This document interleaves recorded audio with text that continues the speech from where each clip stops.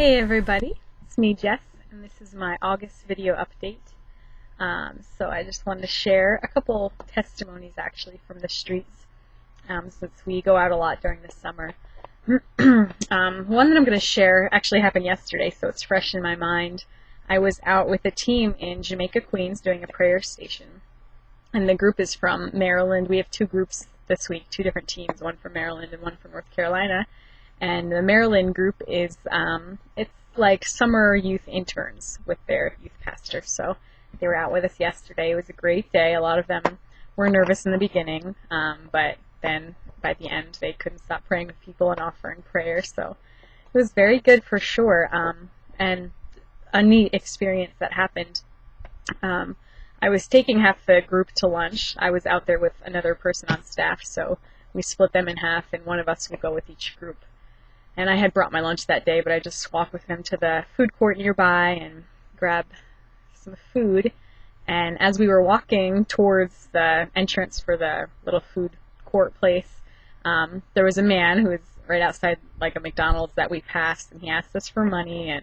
And just immediately, I was reminded of so many times where David, our leader, just shares about giving what's in your hand, like, okay, can't give you money right now, but what can I give you? And I don't know, I guess it was the Holy Spirit too, just like, I want you to help this man out. So he asked for money, and I was like, well, we can't give you money, but we can buy you lunch, because that's kind of one of our policies on the streets, not to give out money, because we don't know what people will use it for. They could say it's for a sandwich, and then they could go buy more, alcohol if they're struggling with that, or drugs, or who knows what. So anyway, I offered him lunch, and he was like, yeah, sure, definitely. And he looked really sincere too. I don't think he was pretending he needed lunch, you know what I mean? I think he was definitely in some trouble. So he came in with us into the food court and got some pizza, and it was really nice. I was like, do you want to sit with us and eat? And he said, sure. So his name was Otis. He was a young man, maybe like late 20s, early 30s. I really couldn't tell, but he definitely looked kind of shaken up. I don't really know. He wasn't sharing too many details about his situation, but pretty much he was just, he looked like he was having a hard time. So he sat and ate lunch with us, and I thought that was really good for the team too, because we had just earlier that morning before we went on the streets, David was sharing a lot about the poor and God's heart for them, and how we are called to give to the poor. It's pretty much a commandment.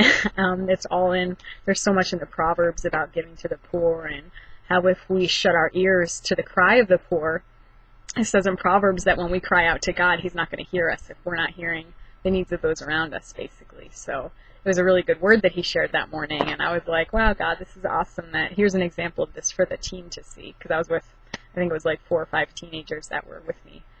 And they were, they just sat when we were talking to him, hearing about his story, his family, and all of that. And, it was neat because when we first sat down, he was just kind of like taking it all in, I guess. I think he was really surprised by the love that he was being shown. Just like even us inviting him to sit and eat, it was kind of an honoring thing, like have lunch with us. But he was just looking at us, and he's like, he's like, sometimes God sends me little reminders that He's watching out for me. And we were like, yes. And so I think he has some kind of background knowledge about God. But we did share more with him. But anyway, on the way back, we were walking back towards the prayer station, and a young guy that was on the team with us, maybe 17 or 18, he was talking with Otis, and he shared his testimony with him, and it was just like, I didn't hear all of it, but the young man himself had come out of some drug things and smoking and different stuff, and he was just talking about how God delivered him and freed him, and really brought him out of the pit. And the young guy was saying to Otis that he never thought he'd be doing this now. So it was really awesome, and I just saw Otis like taking it all in. So he was really listening, because sometimes, certain people are in different places. Sometimes they want to hear, sometimes they don't. So I think just the whole thing, because we were able to sit with him and like show him some real love, then he was able to listen and hear about God a little bit. And he walked with us back to the prayer station, and he was asking for the address for our ministry, because we have a Sunday night service here I told him about, where we have a meal together and then worship in the Word. That's the King's Fellowship. So I gave him the card, the address for that, and got some of his contact info, and then they prayed within the team, the young guy and I think one of the girls that was with them prayed over him, and he just really seemed ministered to and blessed, and he just kind of was hanging out for a couple minutes like he didn't want to leave. So that was, he's welcome to stay around us. And that was yesterday, and I told him that another group, the North Carolina team, is out there right now, actually. So I'm hoping that he'll go near them and say hello if he's out there. So if you can, keep Otis in prayer and many others that are like him. We are seeing more now than ever, just people out of work, out of homes. A lot of people are homeless, and sometimes you wouldn't even notice.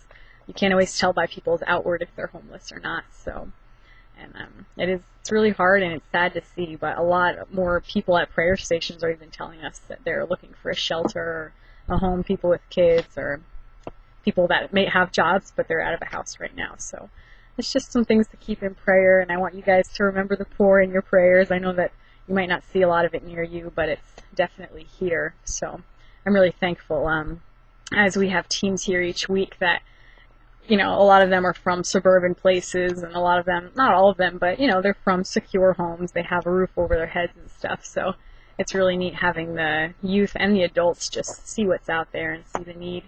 So thank you for being a part of that and for praying for me as I go out in the groups that come here. And I guess that's it. Also, I just want to share real fast. We have Worship Warfare Week next week. If you guys could keep that in prayer, that would be a big blessing. And then I will be home for 3 weeks. I'm going to be back in New Jersey, August 23rd, I think, to September 8th or something like that. So please, hit me up if you want to hang out or get together. I'd love to share more stories with you too. And once again, thank you so much for your prayers. I'll talk to you in a couple months. God bless.